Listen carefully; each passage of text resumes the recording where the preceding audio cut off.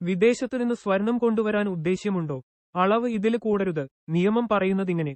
മുംബൈ, ബംഗളൂരുവിലെ കെമ്പെഗൌഡ അന്താരാഷ്ട്ര വിമാനത്താവളത്തില് വെച്ച് കന്നഡ നടി രണ്യ റാവുവിൽ നിന്ന് 14.8 കിലോഗ്രാം സ്വർണം പിടിച്ചെടുത്തത് രാജ്യത്തെയാകെ ഞെട്ടിച്ചിരിക്കുകയാണ്. വിമാനത്താവളത്തിലെ സുരക്ഷാ ക്രമീകരണങ്ങൾ പൂർത്തിയാക്കാൻ ഒരു ചുവട് മാത്രം അകലെ നിൽക്കുമ്പോഴാണ് directorate of revenue intelligence DRI പ്രധാന കള്ളക്കടത്ത് റാക്കറ്റിനെ പിടികൂടുന്നത്. പിന്നീട് അവരുമായി ബന്ധപ്പെട്ട സ്ഥലങ്ങളിൽ നടത്തിയ പരിശോധനയില് 2.06 കോടി രൂപയുടെ സ്വർണ്ണാഭരണങ്ങളും 2.67 കോടി രൂപയുടെ ഇന്ത്യൻ കറൻസിയുമാണ് കണ്ടെടുത്തത്. റാവുവിനെ സാമ്പത്തിക കുറ്റകൃത്യ കോടതി 14 ദിവസത്തെ ജുഡീഷ്യൽ കസ്റ്റഡിയിൽ വിട്ടിരിക്കുകയാണ്. കഴിഞ്ഞ ഒരു വർഷത്തിനിടെ ഒരേ വസ്ത്രം ധരിച്ച് 30 തവണ സൗദിയിലേക്ക് യാത്ര ചെയ്ത രണ്യ റാവു ഓരോ യാത്രയിലും കിലോ കണക്കിന് സ്വർണമാണ് തിരികെ കൊണ്ടുവന്നത്. ഈ സാഹചര്യത്തില് വിദേശത്തുനിന്ന് എത്ര അളവില് സ്വർണം കൊണ്ടും വരാം എന്നതടക്കമുള്ള ഇന്ത്യയിലെ കസ്റ്റംസ് നിയമങ്ങളെക്കുറിച്ച് നമുക്കൊന്ന് പരിശോധിക്കാം.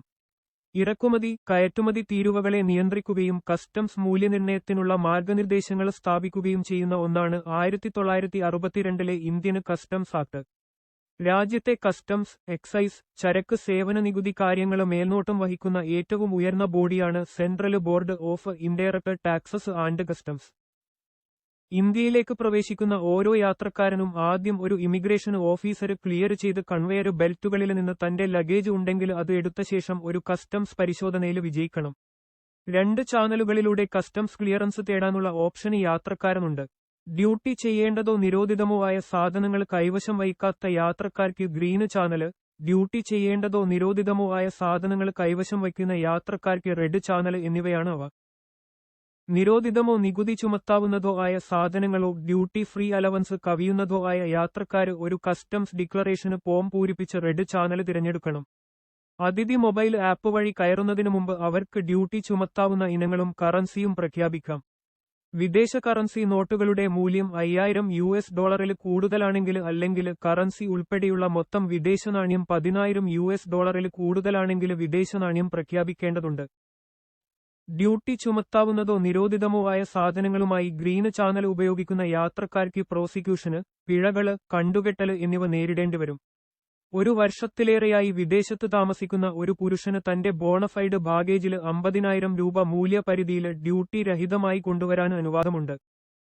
സ്ത്രീകളാണെങ്കിൽ 1,00,000 രൂപയുടെ സ്വർണം നികുതിയില്ലാതെ തന്നെ കൊണ്ടുവരാം. 1 വർഷത്തിൽ അധികം കാലം വിദേശത്ത് താമസിച്ചവർക്ക് മാത്രമേ ഈ പരിധിയിൽ കവിഞ്ഞുള്ള സ്വർണം രാജ്യത്തേക്ക് കൊണ്ടുവരാൻ സാധിക്കുകയുള്ളൂ. കൂടുതലുള്ള സ്വർണത്തിന് നികുതി അടക്കുകയും വേണം. ഗോൾഡ് ബാറോ ഗോൾഡ് കോയിനോ ആണ് കൊണ്ടുവരുന്നതിൽ ഒരു യാത്രികന് 1 കിലോഗ്രാം കൊണ്ടുവരാം. ഇതിന് കസ്റ്റംസ് ഡ്യൂട്ടി അടക്കണം. മാത്രമല്ല യാത്രികന്റെ കൈവശം പാസ്പോർട്ട് ഉണ്ടായിരിക്കണം. 6 മാസത്തിനു ശേഷം മാത്രമേ സ്വന്തം രാജ്യത്തേക്ക് യാത്ര പാടുള്ളൂ.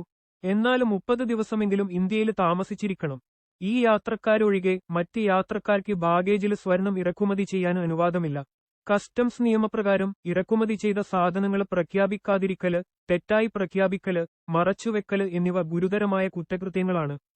ഇത് കണ്ടുകെട്ടല്, പിഴ, പ്രോസിക്യൂഷന് നടപടികൾ എന്നിവയിലേക്ക് നയിച്ചേക്കാം.